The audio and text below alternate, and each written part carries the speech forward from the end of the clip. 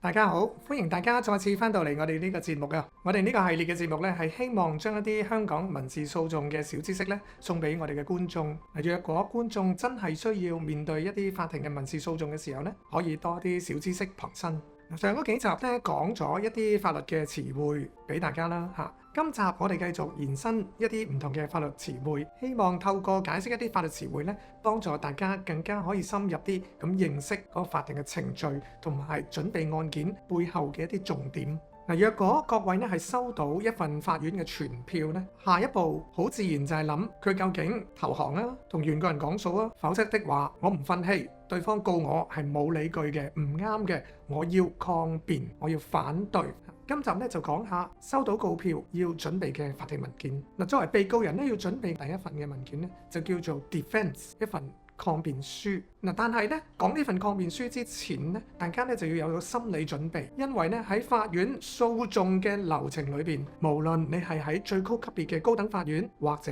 中級嘅區域法院，甚至乎最低級嘅小額錢債審裁處或者土地審裁處等等嘅法院都好啦，你有抗辯，你要做 defense。與此同時咧，你仲需要做一啲同抗辯書好似樣嘅文件，嗰份叫 statement。好多當事人咧，訴訟嘅當事人都唔明或者會搞到亂咗嘅。今日咧就想同大家講講，喺收到告票，知道原告人了解咗告你啲內容係講啲乜嘢，告你想追啲乜嘢，然之後咧你就要做一份 defense。defense 咧就係話俾法院聽，我同意定係唔同意原告人嘅講法。如果唔同意，我認為嗰個事實係點樣，咁你就將你嘅事實嘅版本講出嚟。甚至乎咧，如果你對原告人咧係有反申索嘅，你亦都可以喺 defense 裏邊加埋落去。我有乜嘢 counter claim 嘅 items， 我點解要追佢？我唔單止我唔使找錢俾佢，我仲調翻轉頭咧，我要追佢錢，因為佢做到啲嘢錯晒，我要揾人翻手做。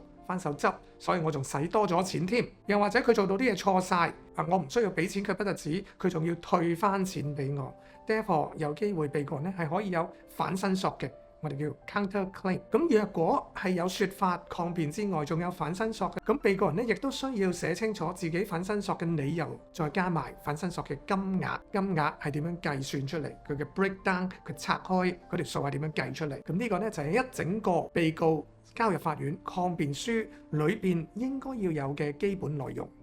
但係頭先亦都有講過啦，喺訴訟程序裏邊咧，被告人咧有兩次需要寫好類似嘅資料嘅。第一就係收到告票嗰陣時要寫呢份抗辯書 defense。完咗抗辯書，當進入去訴訟嘅第二個程序嘅時候，我哋叫做 discovery， 叫做證據交換嘅程序裏邊咧，原告同被告都需要做口供紙嘅。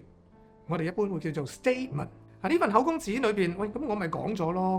我點解唔俾錢佢咯？我咪講咗，我仲想追佢啲乜嘢咯？係，咁內容同頭先講嗰份 defense 係好似嘅，都係 cover 翻嗰個事實㗎啦，都係講翻同一單事。但係有啲唔同嘅咧，就係 statement 咧係用一個證人嘅身份向法院交代。若果你係你嗰單案嘅主要證人，因為呢個糾紛只有你最清楚咧，咁你就係嗰個案嘅最有力嘅證人之一啦。咁所以你就要為你自己做一份 statement。咁 statement 咧就係以第一人稱嘅身份向法院講翻，我幾時識得嗰個原告嘅，我幾時同佢簽咗一份合約，抑或我同佢幾時有一個口頭協議，我幾時幫佢做咗嘢，做到幾時發生咗啲咩拗撬，即係好似講故仔用第一人稱咁樣講翻出嚟。咁呢份文件咧喺訴訟嘅第二階段咧就叫 statement 啦。所以講嘅嘢咧係有啲似喺個案件開始嗰陣時做嘅 defense 嘅。咁但係冇辦法啦，大家都要記住喺案件開始嗰陣時有一份 defense， 喺中段嗰陣時咧都係要做一份 statement 嘅。若果你嘅案件有多過一個人參與，同埋個認知係唔一樣嘅，有啲處理報價，